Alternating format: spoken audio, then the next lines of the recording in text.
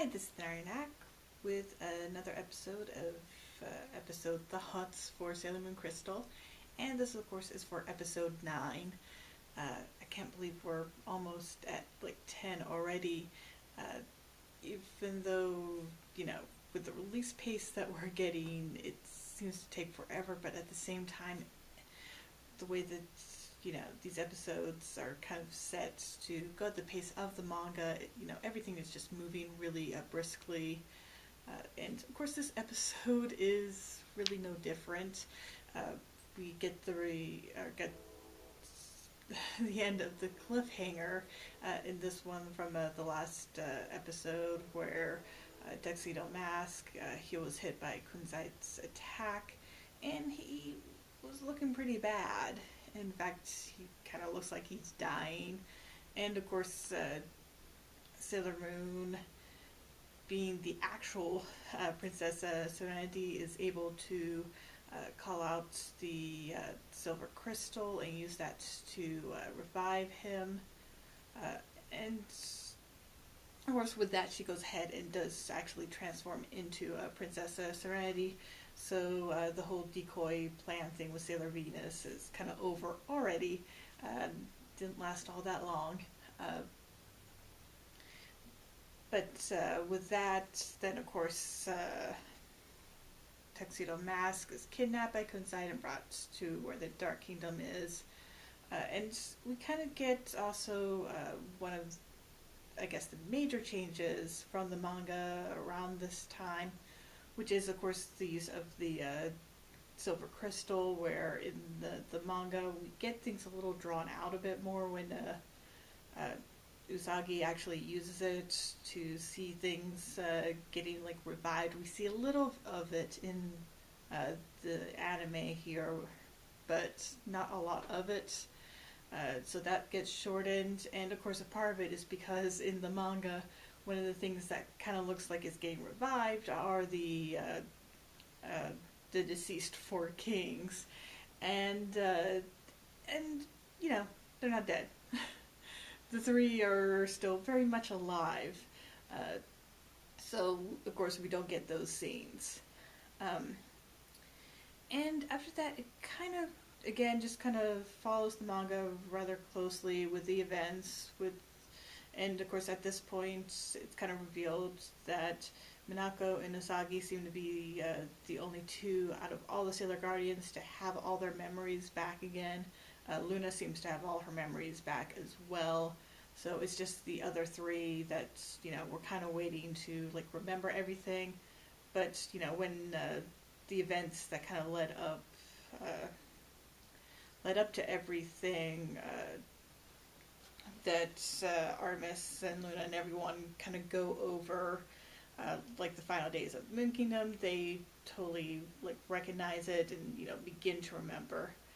But if I remember right, everyone doesn't completely awaken and get their memories back until next episode, which is pretty much an episode more or less dedicated to finally completely kind of fleshing out the history and backstory of the characters as they go to the moon, which is kind of where this episode leaves off with them deciding to do so.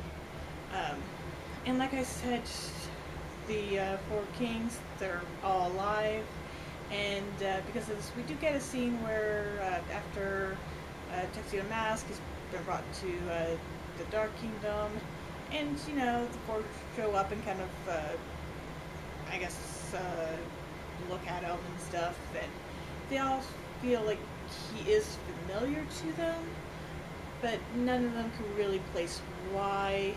Kunzite, he gets a bit closer than the rest, but and actually almost kind of remembers his actual name and didn't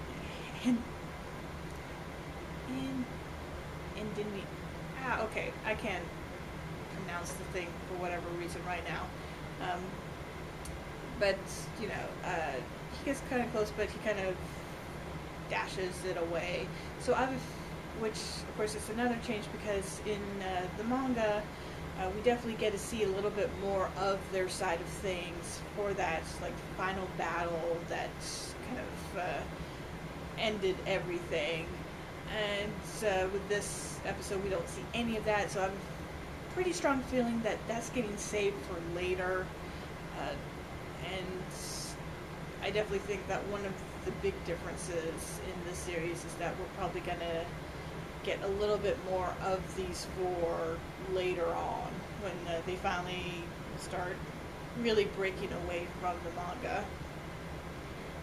And then, that said, one of my favorite parts of this chapter is the fact that we do get to see the girls kind of come over to Usagi's house, because, they're worried about her after all the events.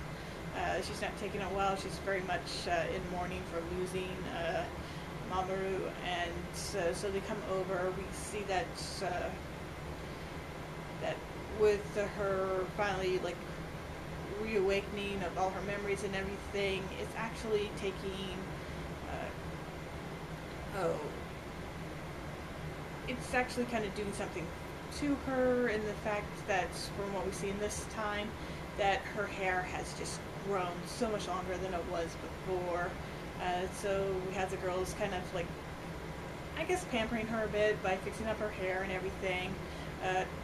She of course lets out her grief, and we actually get all of them trying to cheer her up and giving her encouragement. In the manga, it was just really Minako, but in the anime, we get all four, and it's probably a bit cheesy, but I love the group hug. Honestly, I do. I mean, this is definitely one of the scenes where you really get to see the strength of their friendship.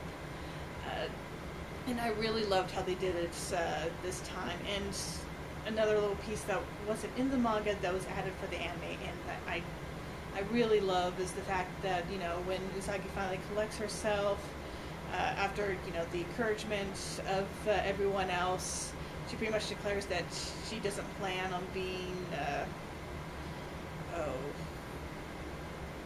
what is it? The words are escaping me. I guess ill-fated, a tragic princess again, as they decide that they're going to go to the moon. And like I said, that whole decoration, it isn't in the manga. It is something added to the anime, and I love it because it really kind of shows Usagi's kind of growth, and I think it also kind of sums up part of the theme of this first, I guess, storyline so much of Sailor Moon, which is to not be repeating the tragedy of the past. They're reborn, and or pretty much as Sailor Guardians kind of bring up, they're reborn, but it's not for the purpose of just to repeat the same fate as before. And of course, one of the things I also love that they brought in is that we got to see some scenes of pretty much memories of Sailor Moon and the Sailor Guardians, or I guess Princess Serenity and the Sailor Guardians back during the Moon Kingdom, and get to see the kind of glimpse of that life, even though it's just a couple shots that are panned. But still, it's really nice to see, and it really has me excited for the next episode, where they get to the moon, and we learn so much more about the Moon Kingdom and the whole battle that kind of led to its demise, and everyone getting sent to the future to be reborn. So really, a good episode. There's some wonky animation here and there. For some reason, I think the first half of the episode, for some reason, had better animation than the second half. I'm not sure how they pulled that one off, since usually it's bad across the board or good across the board. Or maybe, I don't know, I wasn't really paying attention or whatnot, or enough attention to the first half to notice if it was really wonky there. I don't think it was. But of course, by this time, everything, or the most, or the worst of it, basically, the worst of it, is definitely going to get cleaned up for the home video release.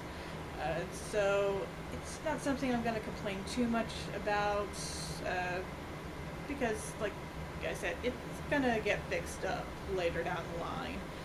It's just one of those nowadays anime standards, where they're gonna rush everything out to get it out in time for broadcast. But then they'll go ahead and retouch everything up in for the home video release, which is, I guess, a bit of incentive to get people to buy that release. And I really hope that eventually we'll get the dates for when the North America release for Sailor Moon Crystal comes out at some point. But yeah, really loved this episode. Really looking forward to the next one. And I think that just about wraps everything up.